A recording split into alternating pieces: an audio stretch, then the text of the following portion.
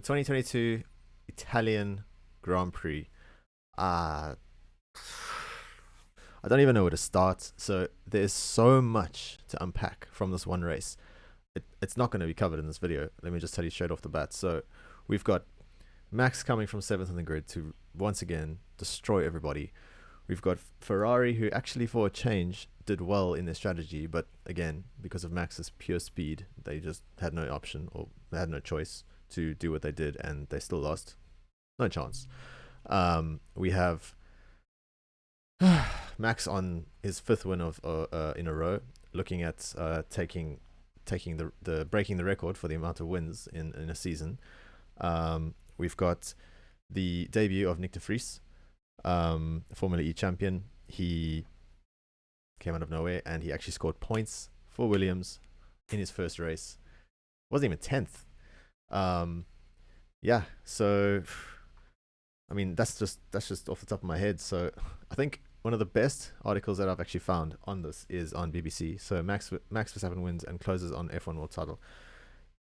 They basically say that put Max anywhere on the grid and he is just gonna win. So it's sort of like Max. Let's see where we can put Max and see if he can win from there. And will he win? Probably.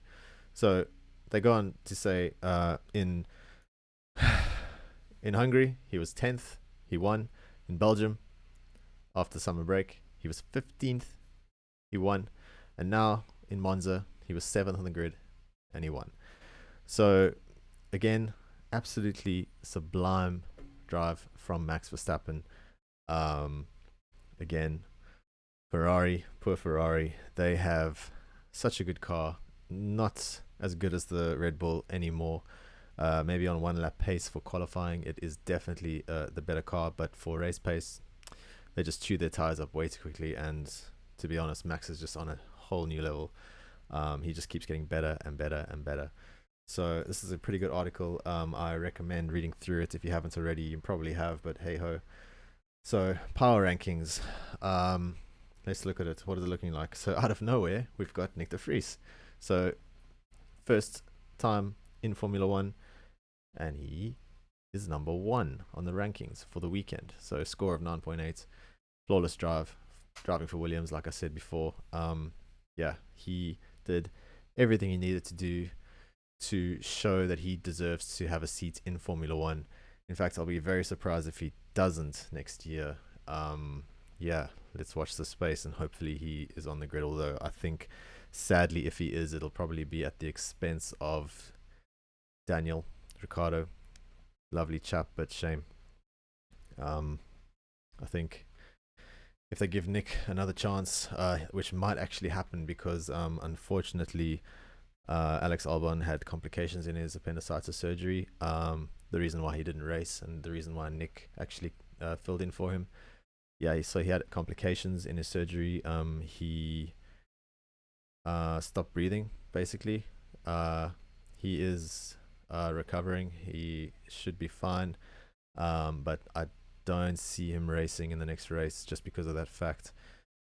Yeah, so again, Max Verstappen, number 2 on the power rankings on the F1 site. Again, lovely drive. He did everything right. Yeah, Charles, again, he did everything right. For once, Ferrari actually did okay with their strategy, although it just wasn't enough. Simple as that. Carlos Sainz, he was pretty good, and then we got George, Lando, Pierre Gasly, Lewis Hamilton, Zhou Guanyu, and then Daniel.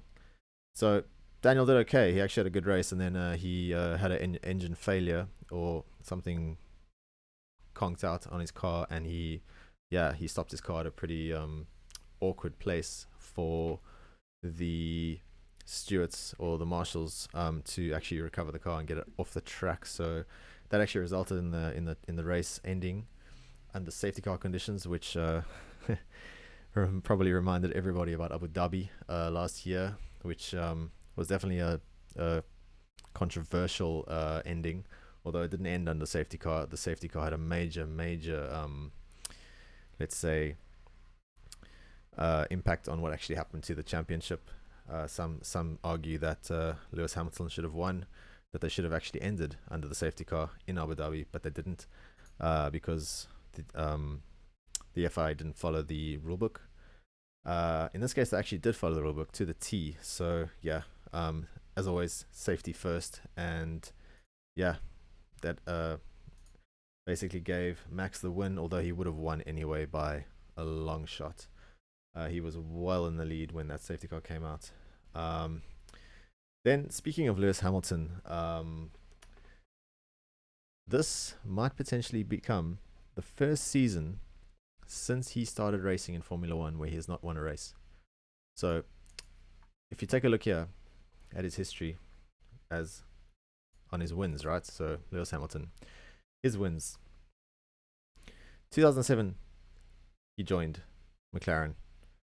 He won 4 races in his debut. Then 2008, 9, 10, 11, 12, 13, he only won one race, okay, but he still won a race in that year. That's cool. 14, 15, 16, 17, 18, 19, 20, and 21. He hasn't won a race this year yet, and if it keeps going the way it's going, he's not going to. And that is going to probably be an extremely big thing for him to actually accept. He's just been, I mean, as you can see, he's been effectively unstoppable throughout his career in Formula One.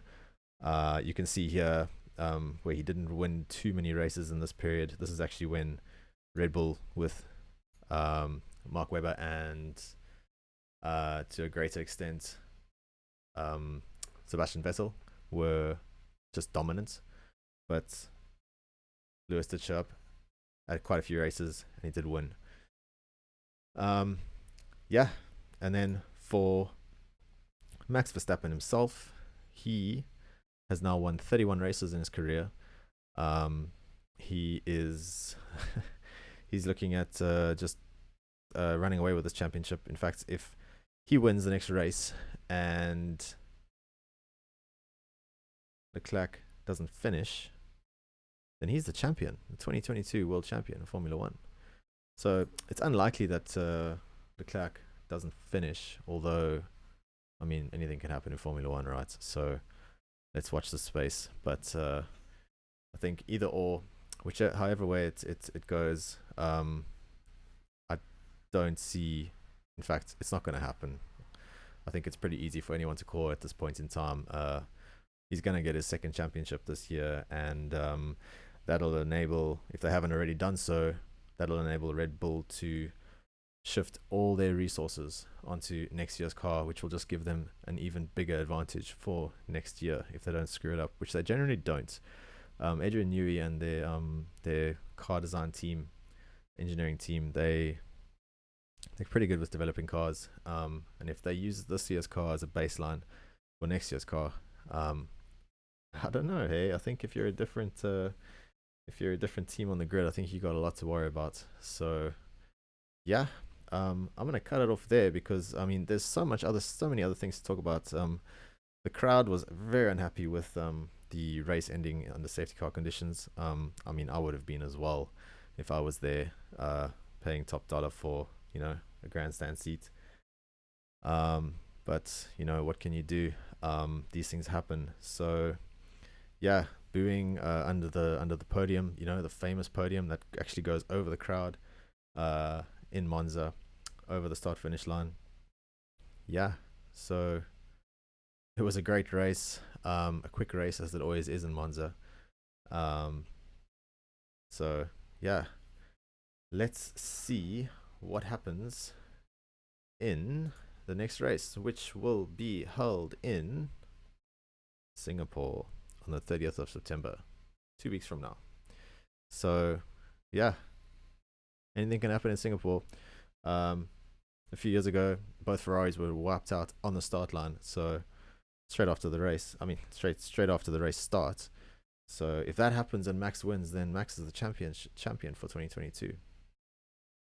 Who's going to call it? Who's going to bet money against Max winning the championship? I think you would be a fool to do so at this point. So yeah, thanks for watching. Please like and subscribe. Let me know what you think of the race in the comments. And yeah, I'll catch you on the next one.